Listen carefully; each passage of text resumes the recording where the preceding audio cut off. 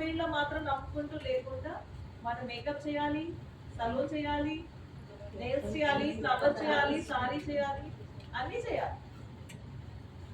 ఇంట్లో ఉండి కూడా 350, 400, 500 రూపీస్ కి సారీ ప్రీ ప్లీటింగ్ చేసే ఎంతో మంది ఉన్నారు. ఇప్పుడు ముందంతా ఇప్పుడు యాక్చువల్ గా చాలా మంది ఏం చెప్తారంటే మార్కెట్ లో చాలా మంది వచ్చేసారు, అసలు కాంపిటీషన్ పెరిగిపోయింది, మనకి ఎవరికి వర్క్ రావట్లేదు, అలాంటి ఏమీ లేదు. ఎంత మంది వచ్చినా కూడా అందరికి వర్క్. ముందంతా ఒక పెళ్లిలో పెళ్లి కూతురు మాత్రమే మేకప్ చేసుకుంటారు, పెళ్లికి వెళ్ళే ప్రతి వాళ్ళు మేకప్ చేసుకుంటున్నారు.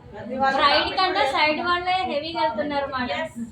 బ్రైడ్ మీద మనం ఆన్ చేసే కన్నా సైడ్ వాళ్ళ మీద మనం ఇంకా బెటర్ గా ఆన్ చేయొచ్చు.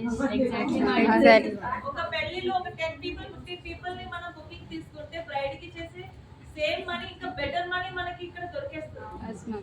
అవునా కాదా? సో పెళ్లికి వెళ్ళే ప్రతి లేడీ కూడా సారీ ప్రీ ప్లీటింగ్ చేసుకుంటారు.